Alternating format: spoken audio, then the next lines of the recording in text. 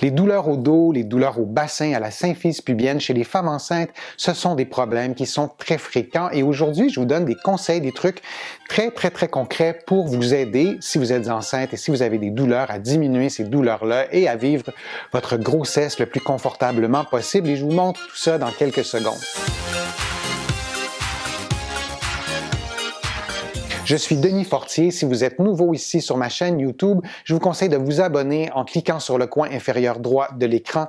Je vous invite aussi à vous abonner gratuitement à mon infolettre en visitant mon site web, le www.denisfortier.ca. Vous allez voir aussi l'onglet pour prendre rendez-vous. Je donne des consultations en ligne, donc ça se fait en téléréadaptation. C'est vraiment très simple et c'est très efficace. Les douleurs au dos, les douleurs au bassin, les douleurs à la symphyse pubienne chez les femmes enceintes, ce sont des problèmes qui sont non seulement très fréquents, mais aussi très invalidants et souvent, et je le dis par expérience pour avoir travaillé avec beaucoup de femmes enceintes, c'est des problèmes qui sont souvent banalisés et moi, ça me choque complètement de voir ou d'entendre mes patientes qui me disent on me dit que c'est normal d'avoir ces douleurs-là, si ça va partir après l'accouchement, puis bon, c'est comme ça, c'est faux. On sait, les données scientifiques nous disent que ces douleurs-là ne partent pas systématiquement après l'accouchement. Parfois oui, mais c'est pas systématique. Et par exemple, lorsque les douleurs sont vraiment très fortes et plus les douleurs, plus l'intensité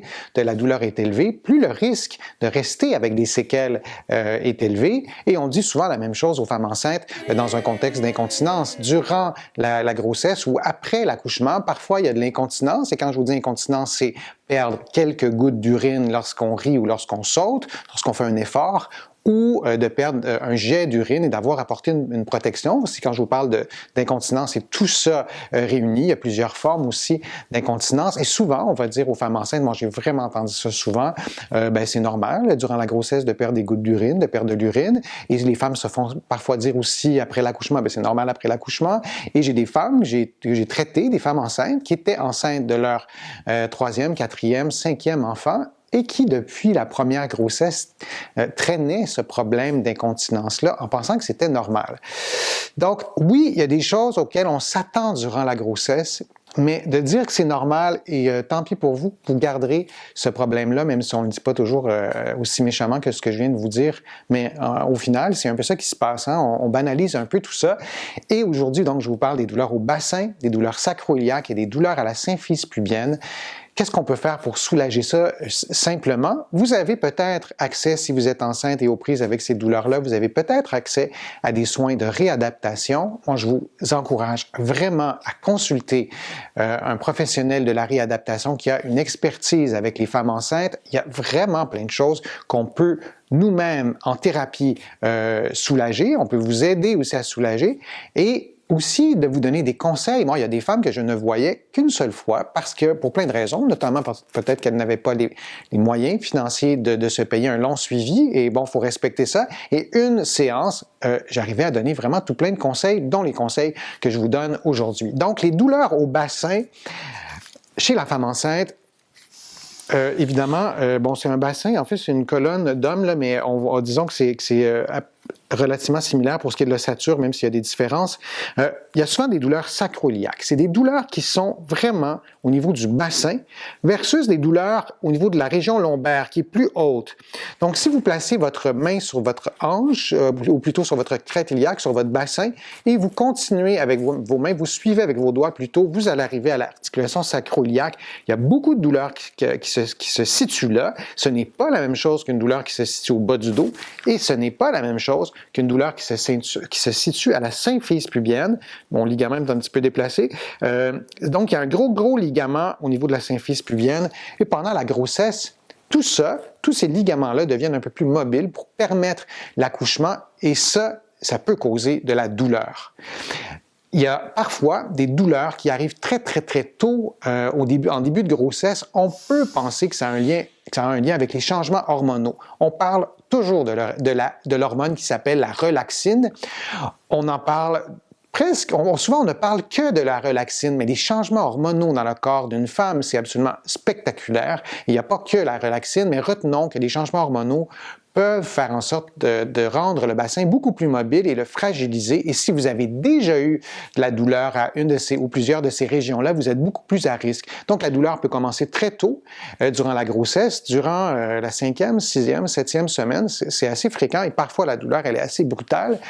Et il y a des douleurs qui arrivent beaucoup plus tard et on peut penser que ces douleurs-là sont causées par les changements morphologiques, l'augmentation du poids et du volume du bébé, les changements posturaux, l'augmentation du volume des seins et la plus grande prise de poids et de volume se fait devant, donc les seins, l'abdomen, entre autres. Donc, ça crée vraiment un débalancement. La musculature doit travailler différemment, les articulations sont mises sous tension différemment. Donc, les changements morphologiques peuvent causer aussi de la douleur et parfois, il y a les deux aussi qui se présentent et tout ça dans un contexte où ces femmes-là enceintes ont aussi eu un passé avec des problèmes articulaires peut-être. Donc, c'est les causes qui peuvent nous amener des douleurs au bassin, au bas du dos et à la symphyse pubienne et il y a une proportion vraiment très, très, très élevé, pour ne pas dire presque toutes les femmes enceintes ont des douleurs à une ou plusieurs de ces régions-là. Ces douleurs-là ne sont pas toutes invalidantes, mais moi, je vous conseille d'agir vraiment dès que ces douleurs-là apparaissent et de se dire, bon, est-ce que je laisse aller ou j'interviens tout de suite? Mais on gagne à intervenir le plus tôt possible. Combien de fois j'ai vu des patientes arriver au dernier mois en fauteuil roulant parce que la douleur elle était tellement élevée que ces femmes-là n'arrivaient même plus à marcher. Donc, on en prend soin vraiment le plus rapidement possible. Et une façon de soulager ces douleurs, il y en a plusieurs, mais aujourd'hui, je vais vous parler d'une façon qui est relativement simple, c'est le port de la ceinture pelvienne ou de la ceinture de bassin, vraiment pour femmes enceintes. J'entends vraiment très souvent chez mes patientes que le fait de porter ça, ce serait peut-être un peu risqué pour les abdominaux. Ça rendrait les abdominaux paresseux. Faut faire attention avec cette conclusion-là. Ce qui est le plus stressant pour vos abdominaux durant la grossesse, ce n'est pas le port d'une ceinture, c'est la présence du bébé. On est content qu'il soit là, mais la présence du bébé, et plus le bébé prend du volume, plus ce volume-là pousse dans vos abdominaux, dans tous vos abdominaux, on en a 4. Et pour certains muscles, les fibres musculaires vont être étirées comme ça ou vont être étirées dans ce sens-là. Et bien ça crée un stress, mais bon, c'est comme ça, le corps est ainsi fait, puis le bébé doit prendre du volume. Donc ça stresse de façon inévitable, ça stresse vos abdominaux. Le fait de porter une ceinture, en fait, moi, je pense que c'est vraiment plutôt bénéfique. Je vais vous donner plusieurs conseils par rapport aux ceintures. Est-ce que c'est bon pour vous? Est-ce que c'est moins bon pour vous? Quels sont les critères pour évaluer si une ceinture est efficace ou pas? Je vous donne le premier. D'abord, vous essayez la ceinture. Il y a différentes façons de porter une ceinture. Il y a différents types de ceintures. Il y a des ceintures aussi qui ont une courroie qui passe vraiment dessous de l'abdomen du bébé pour aider à soutenir le poids parce que ça peut être une des fonctions intéressantes de la ceinture. Mais donc, il y a plusieurs types de ceintures et plusieurs façons de la porter. Mais vous pouvez, si on simplifie, il y a une façon haute et une façon basse de la porter. Donc, sans entrer dans les repères anatomique, mais la façon la plus basse, elle est vraiment très, très, très basse. C'est un peu comme si je plaçais mes mains sur vos deux hanches. Donc, si j'essaie de vous le montrer à la caméra, c'est comme si je voulais mettre la ceinture vraiment sur les crêtes iliaques et presque sur les hanches. Donc, vraiment très, très basse, en position très basse. C'est pas la position la plus confortable, mais là, je vous parle vraiment dans un contexte de douleur et parfois de douleur invalidante. Ces douleurs-là qui sont invalidantes, parfois de porter la ceinture vraiment très, très basse pour aller stabiliser aussi les hanches, ça peut aider. Sinon, vous portez la ceinture un peu plus, dans une position un peu plus haute et ça fait parfois une grande différence. Donc, vous portez la ceinture et vous allez marcher pendant environ 5 minutes, au moins 5 minutes, et vous faites le test et vous essayez de refaire les mouvements qui reproduisent la douleur parce que souvent, c'est le cas durant la grossesse. Les femmes ne vont pas me dire qu'elles ont mal nécessairement tout le temps, peu importe ce qu'elles font et qu'il n'y a rien qui augmente et qui diminue la douleur. Il y a des activités qui augmentent la douleur.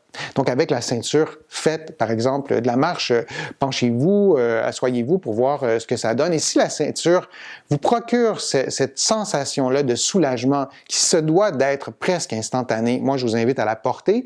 Si vous la portez, vous voyez qu'il n'y a aucun soulagement, que ça fait absolument rien. En général, par expérience, il n'y aura pas de résultat de porter une ceinture. En général, on a des douleurs, dans un contexte de grossesse, on a des douleurs lorsqu'on bouge. De porter la ceinture en position assise prolongée, premièrement, ce n'est pas confortable. Dans la grande majorité des cas, déjà avec le bébé, qui est la présence du bébé, le volume, déjà de porter une ceinture comme ça en position assise, moi, si je la portais, ce serait pas confortable, ça fait une pression dans les aines, tout ça. Mais il y a certaines femmes qui sont relativement confortables en position assise, donc vous pouvez garder la ceinture, mais en général, on la retire en position assise. Pour ce qui est de la nuit, on essaie de rien mettre la nuit. J'ai des patientes, moi, qui n'arrivent pas à dormir et surtout qui n'arrivent pas à changer de position. Donc, enceinte, vous allez vous lever probablement souvent pour aller à la toilette parce qu'il y a des changements hormonaux, donc vous restez éveillé. Donc, il y a vraiment une multitude de raisons pour lesquelles vous pourriez vous réveiller, notamment parce que vous avez mal, bien sûr. Donc là, la ceinture, ça pourrait être une bonne stratégie pour vous aider, ne serait-ce que de tourner dans votre lit. Parce que si vous vous réveillez et vous avez pas mal, mais vous savez que si vous vous tournez sur le côté ou vous changez de côté, la douleur va être atroce. Si vous avez déjà votre ceinture, peut-être que ça pourrait vous aider. C'est des tests. Il y a des femmes qui ne sont pas soulagées la nuit en ayant cette ceinture-là et d'autres, oui. Vous faites le test et si ça donne rien, vous ne portez pas ça pendant des semaines, vous l'enlevez. Donc, on la porte surtout en position debout, peut-être en position assise rarement, et la nuit, vous allez faire le test. La présence de la ceinture, ça peut faire deux choses. Grosso modo, c'est de stabiliser l'ossature du bassin. Vos muscles, en étant enceinte, parfois n'arrivent pas à stabiliser l'abdomen, n'arrivent pas à stabiliser le bas du dos. Et pour plein de raisons, il y a une douleur qui se déclenche et parfois il y a même un peu d'inflammation qui s'installe, de l'irritabilité locale aussi qui s'installe. Donc la ceinture va stabiliser vos os et va éviter aussi des mouvements indésirables. Donc, si vous savez que vous êtes fragile, si vous le sentez aussi que vous êtes fragile, dans certains contextes, les femmes vont porter la ceinture, il n'y a pas de mal à porter la ceinture, bien, elles vont porter la ceinture pour prévenir ces mouvements indésirables-là. Et il y a une autre raison pour laquelle vous pouvez porter aussi la ceinture, c'est de supporter le poids du bébé. Parfois, c'est ça le problème. Les femmes vont le dire. Parfois, si elles mettent les mains sous le ventre, sous l'abdomen, en supportant le poids du bébé avec leurs mains, déjà, elles sont soulagées. Bien, parfois, il y a des types de ceintures avec cette courroie-là qui passe devant l'abdomen. Il y a comme deux courroies. Ça va pouvoir enlever, vous allez arriver à enlever le poids, une partie du poids, en tout cas, du bébé qui s'en va finalement sur votre bassin.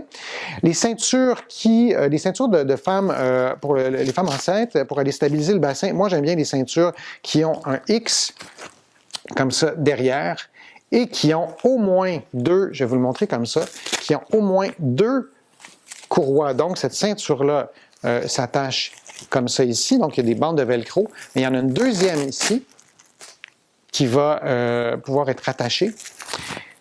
Et le fait d'avoir cette deuxième bande élastique-là fait en sorte de vraiment mieux ajuster la bande élastique et de vraiment mieux stabiliser le bassin. Donc, choisissez des ceintures vraiment faites avec ces principes-là, mais il y a vraiment plusieurs modèles, et évitez les ceintures qui ne sont pas conçues pour les femmes enceintes, du type les ceintures pour les travailleurs et les travailleuses de la construction. C'est vraiment pas approprié. Je vous déconseille ces ceintures-là. Combien de temps devriez-vous porter la ceinture? Ça, c'est vraiment une question difficile à répondre à distance comme ça. La première réponse très générale, vous portez la ceinture quand ça vous soulage, d'une part. Vous portez la ceinture par anticipation de mouvement ou d'activité ou le fait de marcher longtemps, peu importe lesquels, en fait, par anticipation. Donc, vous savez que cette activité-là va être problématique et vous portez la ceinture avant même d'avoir mal. Je vous donne un exemple. J'ai beaucoup de patientes qui travaillent, évidemment, pendant leur grossesse, qui ont un travail qui demande beaucoup d'activité sociale. Donc, peut-être souvent de longues heures. Elles savent qu'elles vont devoir être debout, qu'elles vont devoir marcher et elles n'ont pas nécessairement mal au moment de commencer cette activité professionnelle-là, mais elles savent qu'il y a un risque d'avoir de la douleur, alors elles vont porter la ceinture vraiment par anticipation pour être certain de protéger, d'éviter ces mouvements-là. Mais vraiment, la logique, c'est que vous la portez quand ça vous fait du bien. Si vous avez déjà eu plusieurs grossesses et chaque fois, c'est un peu l'enfer avec vos douleurs, bien, aussi vous pourriez porter la ceinture vraiment d'avance par prévention très tôt durant la grossesse pour vous assurer qu'il n'y a pas une douleur qui se déclenche parce que c'est vraiment très difficile. C'est beaucoup plus difficile, en fait, de traiter une douleur qui a été qui n'a pas été traité avant, j'allais dire qui a été négligé, parce que de traiter une femme enceinte en fin de grossesse, la particularité, c'est que vous le savez, on est extrêmement limité dans le type de position que la femme peut adopter en raison de la grossesse. On ne peut plus se coucher sur le ventre, par exemple. Il y a plein d'autres contre-indications et il y a plein d'autres aussi difficultés. Donc, intervenez le plus rapidement possible. J'espère que ma vidéo vous a été utile. J'espère que mes conseils étaient clairs. Je vous invite à la commenter, à me faire des propositions de sujets pour de prochaines vidéos. Si vous avez aimé ma vidéo, cliquez j'aime, partagez-la sur vos réseaux sociaux. Ça me donne plus de visibilité. Ça m'aide aussi à développer de nouveaux contenus. Vous allez trouver beaucoup d'informations sur mon site web, le www.denisfortier.ca. Il y a aussi beaucoup d'informations dans mes livres que vous allez pouvoir trouver au Canada, en librairie et sur le web. Et j'ai la chance d'être publié à travers le monde. Mes livres sont notamment disponibles en France, en librairie et sur le web. Je vous remercie beaucoup. Bonne grossesse et à bientôt.